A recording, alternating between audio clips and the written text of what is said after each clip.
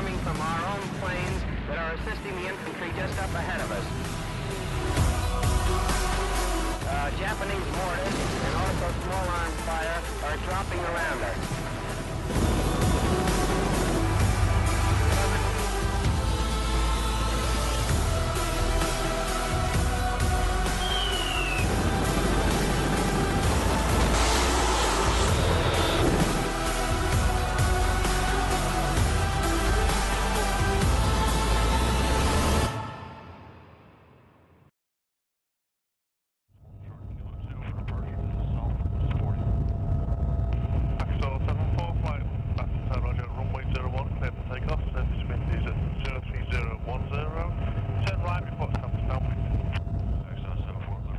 The Marine Air Ground Task Force is the backbone of what the Marine Corps does as a fighting force as a whole. This is a concept we came up with after the Korean War in the 1950 to 53 timeframe. And what it is a task organization of Marines that includes the ground combat element, the aviation element, the air combat element, or ACE, and it also includes the support personnel. This organization is sized to whatever the need is.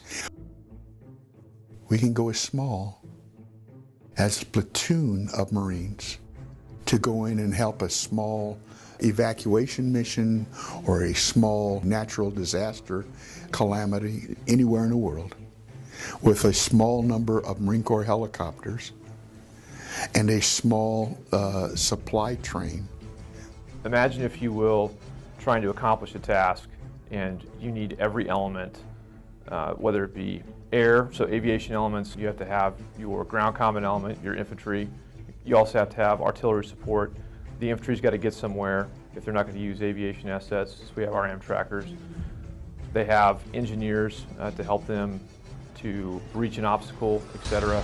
And you have all the supplies and logistics that come with doing that through your logistics combat element.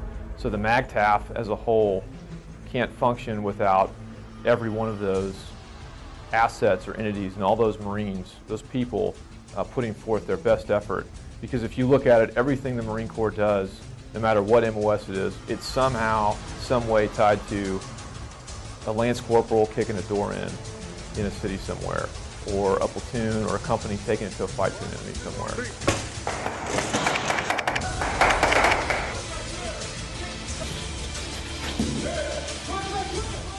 Ultimately, that individual Marine, that PFC, that Lance Corporal on the ground, needs to have the faith in that commander that the Marine Corps is not going to string him out to dry. We're going to use all of our assets and everything available at our disposal to support him when he needs it the most.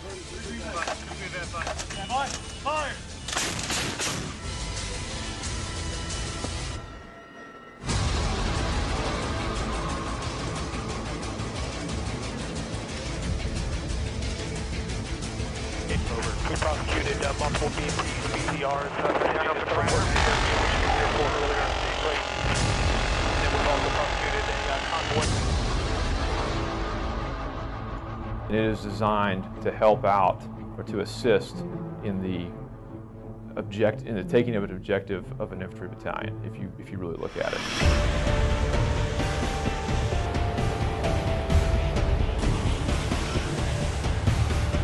That's the thing about the Marine Air Ground Task Force, is that they can quickly respond to any kind of situation that happens throughout the world. Bring everything that we have to the fight without relying on someone else. You have everything at your disposal, especially as a squad leader. You know, I'm able to utilize air, I'm able to utilize tanks, artillery, because that's all at my disposal. Just pick up a radio and call in air, or call in tank support, or request snipers observing, anything that I need, I can immediately call and have it readily available to me. Here we go.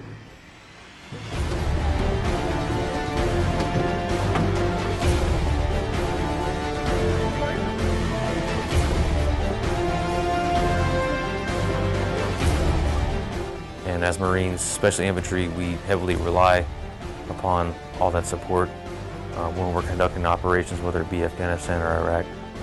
That's the most, impressive thing about the MAGTF.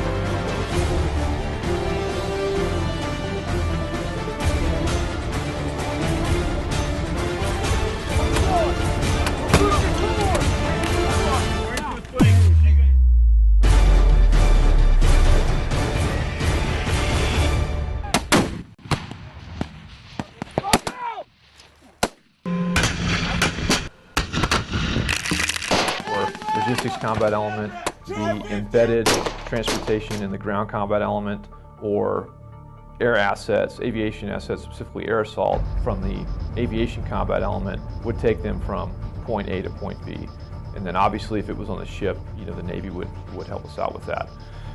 Going from once you get there to how you do it, they have to have supplies to do it. Someone supplies the Marine Corps, the Marines on the ground, the ammunition, food, water, equipment to do their job.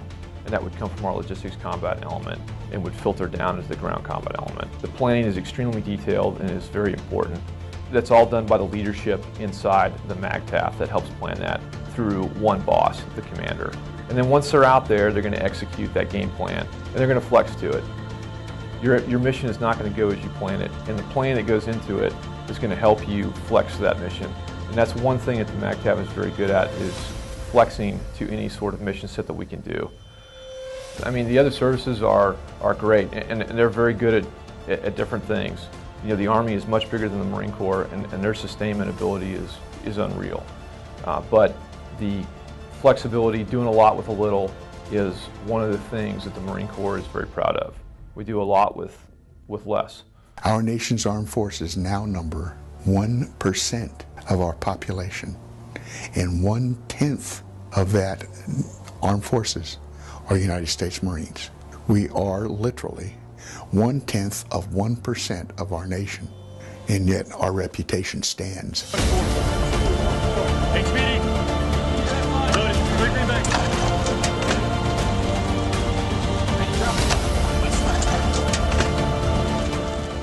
The MAGTF is such a flexible unit because you can have the three different components be as large or small as necessary. But as long as all three components are there, then you have a MAGTF. The only reason the Marine Corps has aviation is close air support of those Marines on the ground.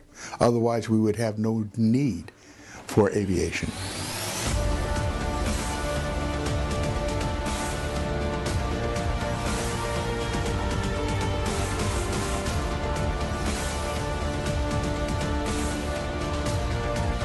I think it's the best thing the Marine Corps has, is it's the way we fight. It makes us a scalable force, the nation's force in readiness. That's really the best part about it. The smallest level that normally we operate with, now we can task organize any size we need, but the smallest unit is the MU, the Marine Expeditionary Unit, and that is composed of a composite squadron with 5 different types of aircraft. That's tied with a battalion, somewhere in the neighborhood of 900 grunt Marines that are highly trained, highly skilled warriors, boots on the ground. There's a tank platoon, a platoon of Marine Corps M1A1 Abrams tanks. There is an amphibious tractor platoon that can carry the Marines ashore in amphibious tractors, along with the helicopters that operate from the flight deck of one of the amphibious ships. And then, of course, you've got the combat service support element that's there to supply whatever the Marines need.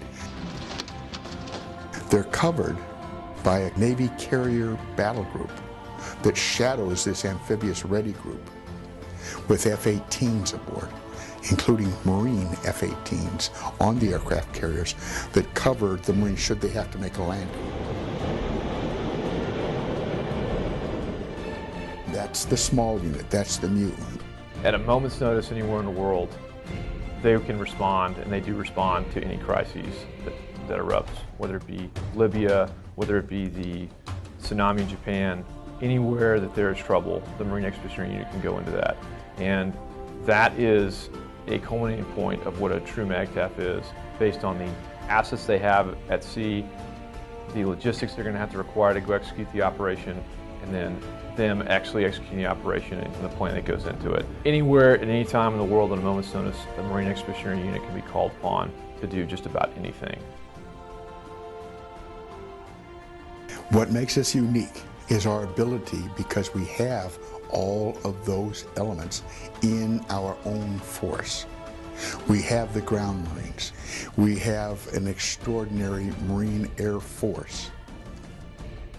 And to top it all off, then we have an extraordinary list of capabilities with our combat service support. This organization is, Lord knows, one of the premier battle organizations in the entire world because of this full, complete package that we hit the beach with.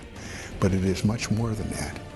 It is a disaster relief organization without equal anywhere in the world. Nobody does it better than the United States Marine Corps, with 10% of our nation's armed forces and 5% of the armed forces budget. We provide this capability worldwide. There is nothing that can stop us.